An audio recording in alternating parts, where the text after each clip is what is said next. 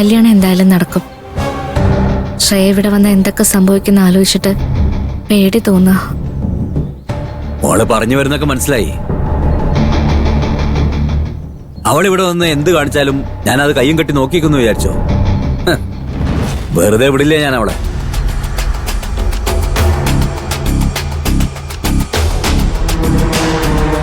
ശ്രേയയുടെ ദേഷ്യം ഞങ്ങളോടാ.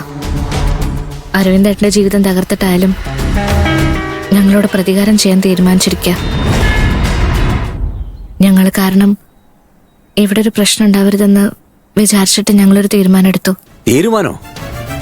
എന്ത് തീരുമാനം?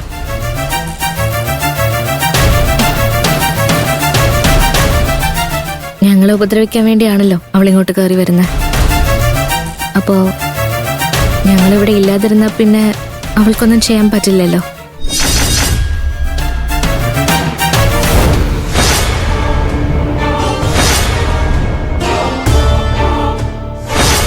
ഇവിടെ അല്ലാതെ നിങ്ങൾ വേറെ എവിടെ പോവാനാ?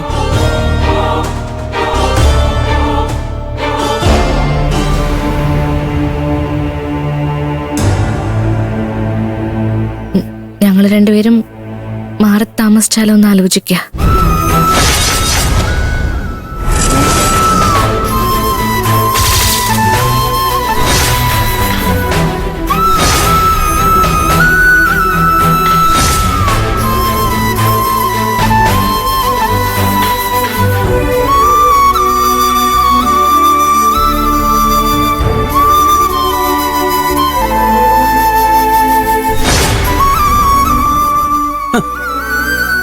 മാറി താമസിക്കാനോ? കൊള്ളാം കൊള്ളാം മക്കളെ. ഗോവിന്ദ, നീ കേട്ടോ ചാരുമോള് പറഞ്ഞത്? മാറി താമസിക്കാൻ പോകുന്നു. എന്റെ അനിയത്തില്ലതാ എന്നെ പാതിയിലിട്ടിട്ട് പോയി. ഇപ്പൊ അവളുടെ മകളും എന്റെ അടുത്ത് പോവാത്രേ. എന്നെ ഒറ്റയ്ക്കാക്കി പോവാൻ തീരുമാനിച്ചു അല്ലേ? കൊള്ളാം മോളെ, സന്തോഷായി. അയ്യോ ബാലമാമ, ബാലമാമനെ വിഷമിപ്പിക്കാനല്ല. ഞങ്ങൾ കാരണം മറ്റുള്ളവർക്ക് വിഷമം ഉണ്ടാവരുതെന്ന് നീ ഉദ്ദേശിച്ചുള്ളൂ. ഇങ്ങനെയൊക്കെ പറഞ്ഞ് എന്നെ ആ കുച്ചേട്ടനെ വിഷമിപ്പിക്കല്ലേ ബാലമാമ. അതെ അച്ഛാ, ശ്രേയ ഒറ്റ ബുദ്ധിയാ. ആരെന്ത് പറഞ്ഞാലും അവളത് അംഗീകരിക്കില്ല. നമ്മളെല്ലാവരും ചേർന്ന് അവളെ ചതിച്ചൊന്നും പറഞ്ഞ് വൈരാഗ്യത്തിലല്ലേ അവള്. അവളുടെ ഒറ്റ ബുദ്ധിക്ക് കൂട്ടു നിൽക്കുക അരവിന്ദനും അമ്മയും. ശ്രേയ ഇവിടെ വരുന്നത് എന്തിനാണെന്ന് അവർക്ക് നന്നായിട്ട് അറിയാം. ശ്രേയ വന്നാൽ നമ്മുടെ കുടുംബം തകർന്നു പോകും.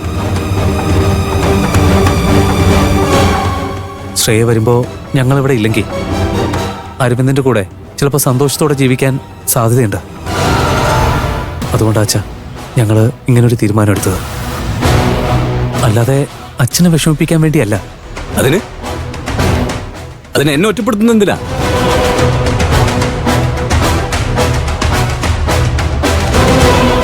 മോനെ, ലതയെ ശാന്തപ്പം കല്യാണം കഴിച്ചു കൊണ്ടുപോകുമ്പോൾ അവളെ മാനസികമായും ശാരീരികമായും ഒരുപാട് ഉപദ്രവിച്ചു.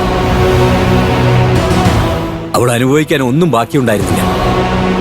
അവസാനം അവൻ അവളുടെ ജീവനെടുത്തു. ലതയുടെ കാലശേഷം എന്റെ ചാരുമോളെ ഉപദ്രവിക്കാൻ തുടങ്ങി. എന്റെ ലതയുടെ അവസ്ഥ ചാരുമോൾക്ക് ഉണ്ടാവരുതെന്ന് കരുതിയ ഞാൻ അവളെ ഈ വീട്ടിലേക്ക് കൊണ്ടുവന്നു.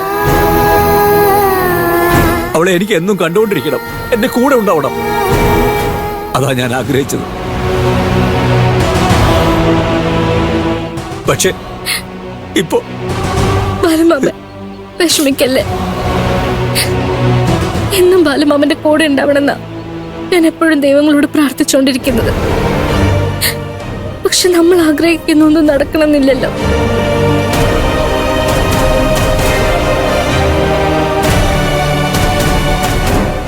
മാമൻ സന്തോഷത്തോടെ ഇരിക്കാണ് ഞാനും ആഗ്രഹിക്കുന്നത്. പക്ഷെ ഞങ്ങളെ കാരണം ഈ വീടിന്റെ സമാധാനം പോകുന്ന ആലോചിച്ചപ്പോ തീരുമാനിച്ചതാ.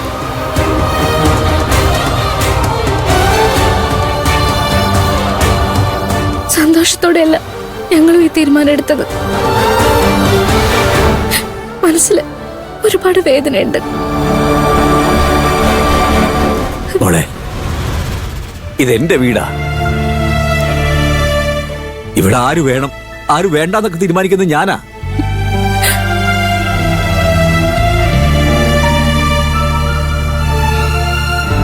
എനിക്കിഷ്ടമില്ലാത്ത കല്യാണം കഴിച്ച് അവളിവിടെ വന്ന് കേറണ്ട. അത് വേണ്ട ബാലമാമൻ. ഞങ്ങൾക്ക് മാറി താമസിക്കാൻ തീരുമാനമെടുക്കാനുള്ള അവകാശമുണ്ട്. പക്ഷെ ഇവിടെ ആരോടും വരണ്ടെന്ന് പറയാനുള്ള അവകാശം ഞങ്ങൾക്കില്ല.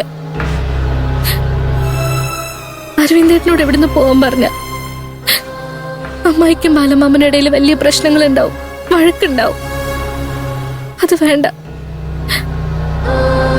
ഞങ്ങളെ മാറി താമസിക്കാൻ അനുവദിച്ചാ മതി. നീയും ആകാശം ഇവിടെ വേണമെന്ന് പറയുന്ന പോലെ തന്നെ അരവിന്ദ് ഇവിടെ നിൽക്കണ്ടെന്ന് പറയുന്നതിനും കാരണമുണ്ട്. എന്ത് ചെയ്യണമെന്ന് എനിക്കറിയാം. ഇന്ന് ഇവിടെ വെച്ചൊരു തീരുമാനം ഉണ്ടാക്കണം. അനു, പോയി അമ്മയും അവനെയും വിളിച്ചോണ്ട് പോവാ. ശരി അച്ഛാ.